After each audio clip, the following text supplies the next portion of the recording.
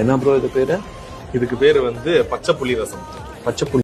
Welcome to Tamil eyes. இன்னைக்கு நம்ம என்ன செய்ய போறோம்னா பச்சை புளி ரசம், அது ஸ்டவ்வே இல்லாம எப்படி செய்யலாம்னு பார்க்கலாம். தேவையான இன்கிரீடியன்ட்ஸ்லாம் புளி, மிளகா, கருவேப்பிலை, கொத்தமல்லி, வேற பூண்டு, மிளகு, சீரகம். மிளகு, சீரகம், பூண்டு இது மூணுத்தையும் நம்ம இப்போ அரைக்க போறோம். இப்போ நம்ம போட்டுட்டோம், இப்போ அரைக்க போறோம். இப்போ நம்ம மிக்சியில் அரைச்சிட்டு வந்துட்டோம். பாருங்க எப்படி இருக்குன்னு.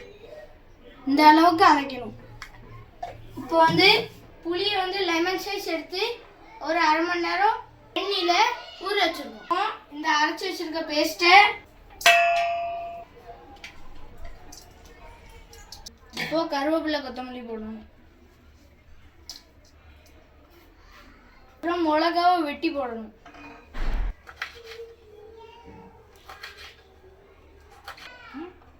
இப்போ நம்ம எல்ஜி பெருங்காயம் போட்டுக்கலாம். இப்போ நம்ம புளியை கரைச்சிக்கலாம். கரைச்சாச்சு நல்லா. இதை ஊற்றிக்கலாம்.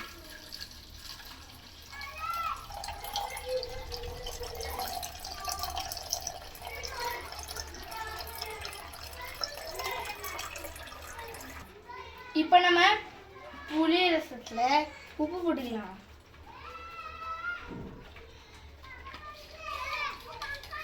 வெட்டிக்கலாம். சின்ன சின்ன வெங்காயத்தை சின்ன சின்ன பீஸாக வெட்டணும். இப்போ வெட்டியாச்சு. இப்போ ரசத்தில் போட்டுடலாம்.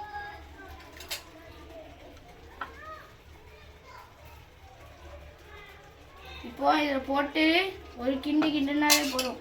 ரசம் ரெடி. வாங்க எல்லாரும் சாப்பிடலாம். ரசம் ரெடி ஆயிடுச்சு. வாங்க போய் சாப்பிடலாம்.